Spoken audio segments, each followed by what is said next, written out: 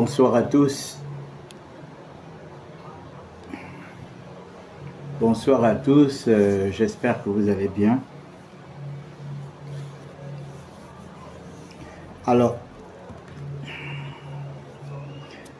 je viens faire ce live urgemment ce soir parce que j'ai été interpellé. J'ai été interpellé par une famille qui est en détresse. J'ai été interpellé par une famille qui est en détresse. Alors, qu'est-ce qui se passe exactement? Il s'agit d'un cadre de la société Olam, un Gabonais. Cadre de la société Olam, qui est parti en Espagne se faire opérer parce que c'est une opération extrêmement délicate qu'on ne peut pas faire ici. Il est allé se faire opérer en Espagne. Et il se trouve que son entreprise devrait prendre en charge les soins d'hospitalisation et les soins d'opération. Aujourd'hui, ce cadre est abandonné à lui-même en Espagne, alors que c'est son entreprise qui devrait lui prendre en charge. Monsieur le directeur général d'Olam, un certain Darshan, indien de son état, depuis que le CTRI a pris le pouvoir au Gabon, ce monsieur rend la vie dure au cadre gabonais. Il rend la vie dure au cadre gabonais. Il ne tient même pas compte. Pour lui, il n'a rien à cirer que le Gabon ait changé de responsable à la tête de ce pays. Il continue de marcher sur les Gabonais et il n'a rien à cirer, cet Indien. Et c'est lui, en tant que directeur général de cette entreprise, qui refuse de payer cette facture. Le monsieur est déjà en Espagne. Le monsieur est déjà hospitalisé dans cet hôpital. Il est question que ce monsieur soit opéré dans les délais les plus rapides. Jusqu'à présent, cette entreprise Olam qui n'a pas de problème, Olam n'a pas de problème d'argent. Ce directeur indien, M. Darshan, refuse de faire un transfert à notre compatriote qui est sur un lit de l'hôpital en Espagne. Et sa famille s'inquiète. J'ai donc été interpellé ce soir par sa famille, parce que je connais sa famille. J'étais obligé de me déplacer, aller sur place, parce que c'était tellement urgent. Les parents sont vraiment choqués. Parce que vous savez, on peut être hospitalisé au Gabon dans un hôpital. Ça ne peut vraiment pas trop inquiéter les parents. Mais être interné hors de son pays, parce que l'entreprise traîne les pas ou refuse de payer, c'est pas normal. Vraiment, c'est pas normal. Il faut que M. Darshan, cet Indien, fasse très attention. Il a intérêt. Aujourd'hui, ce ne sont plus les Ali Bongo qui sont là. Ce ne sont plus les Noureddin qui sont là. Ce sont les Gabonais qui sont là. Il faut désormais respecter les Gabonais. Il faut désormais respecter les Gabonais. Et il faut que les Gabonais qui travaillent dans cette entreprise soient bien traités. Il est question de vie ou de mort. Voilà pourquoi je fais ce live. Parce que la santé d'un homme, la santé c'est la vie. C'est-à-dire, on peut même ne pas avoir de l'argent. Mais quand on est en bonne santé, on remercie Dieu tous les jours. Parce que la santé, c'est l'argent. Les deux marchent ensemble. Tu es malade, tu as de l'argent, tu te soignes. Tu te soignes parce que tu as de l'argent. Donc, cher monsieur Darchan, les Gabonais, partagez ce live. Il faut que ce live arrive jusqu'au président de la République. J'interpelle le président de la République. Que nous avons un cadre gabonais qui est hospitalisé dans un hôpital en Espagne, qui aujourd'hui ne peut pas se faire opérer parce que l'entreprise Olam refuse de payer.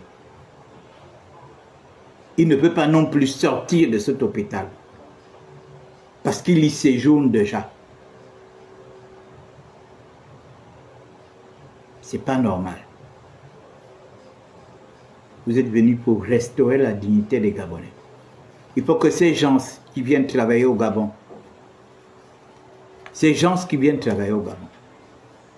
respectent les Gabonais.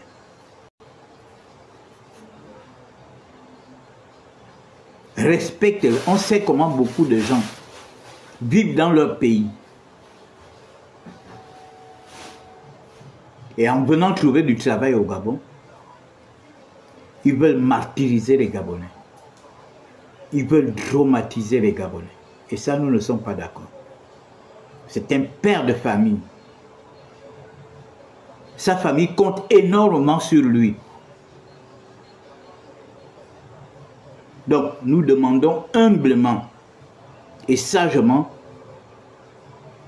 à ce patron d'Olam de faire le nécessaire pour que ce monsieur soit opéré le plus vite possible. Parce qu'il est question de vie ou de mort. Il est question de vie ou de mort. Ce que je dis n'est pas un mensonge. Parce que si vous ne le sauvez pas pendant qu'il est vivant, c'est pas quand il va perdre sa vie que vous allez sortir des centaines de millions pour organiser ses obsèques, pour aller donner à sa famille, pour faire des cotisations. C'est maintenant que vous devez le faire. Vous devez lui sortir de cette situation. Il est cadre de votre entreprise. Ce n'est pas un chauffeur, ce n'est pas un coursier. Il est cadre de votre entreprise. Et c'est une opération extrêmement délicate. Si c'était des opérations qui pouvaient se faire ici, il serait resté ici. Il se serait fait opérer ici. Mais s'il est parti en Espagne, c'est parce que c'est extrêmement délicat. Alors vous devez vous débrouiller le plus vite possible à lui virer son argent pour qu'il se fasse opérer. Parce que s'il décède, alors qu'il attendait là, alors qu'avant de partir du Gabon, vous vous êtes bien arrangé. Vous allez porter la mort de ce monsieur dans votre conscience.